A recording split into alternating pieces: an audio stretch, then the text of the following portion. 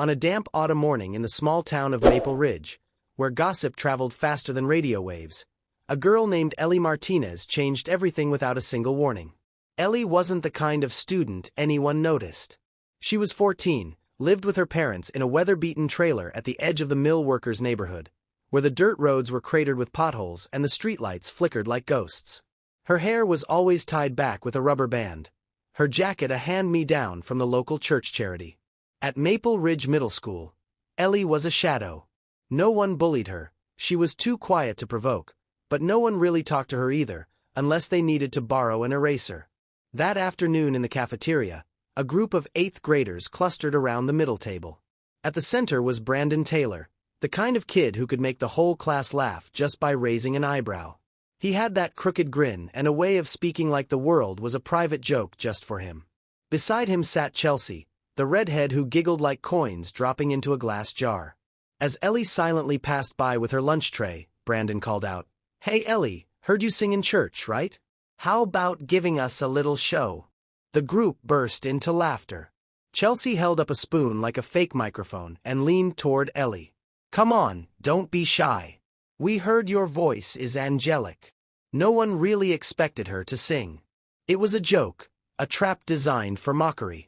Ellie froze, fingers tightening around her tray. The laughter bounced off the walls like a bad echo. But instead of running away like they expected, she simply looked at Brandon, long and quiet, then turned and walked off. That night, in the cramped trailer, while her mom peeled potatoes and her dad oiled the squeaky fan, Ellie sat in her room, staring at the old radio her father once salvaged from the junkyard. She turned the dial and found an old gospel tune, the one she used to hum with her grandmother before she passed. The cracked speaker played the worn-out melody, and Ellie whispered one sentence. "Tomorrow I'll sing. Not for revenge, but because something deep inside her stirred for the first time. A strange feeling, like a string being plucked. Quiet, but fierce."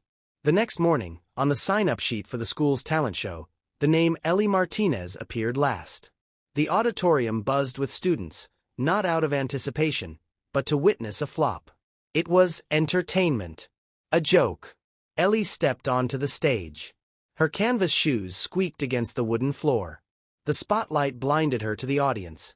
Just shadows and murmurs, and her own heartbeat. She took the microphone, closed her eyes. No music. No dramatic entrance. She just began.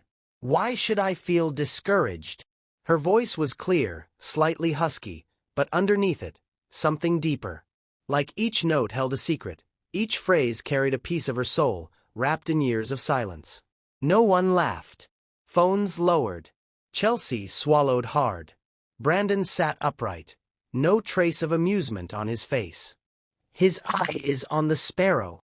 Her voice cut through the room, through judgmental stares and the invisible armor of isolation she had worn for so long.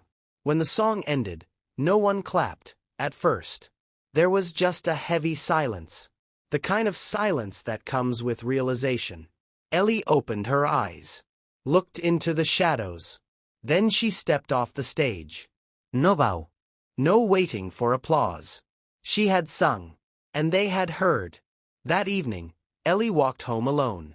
The wind swept through the bare trees. The sky hung low and gray like old metal. But inside her burned a quiet light, steady and impossible to put out. From that day on, Ellie wasn't a shadow. Not because she became famous or popular, but because she stepped into the light, on her own. And that made everyone look at her differently. No one dared to mock her again. Because when truth finds its voice, every lie shrinks to a whisper.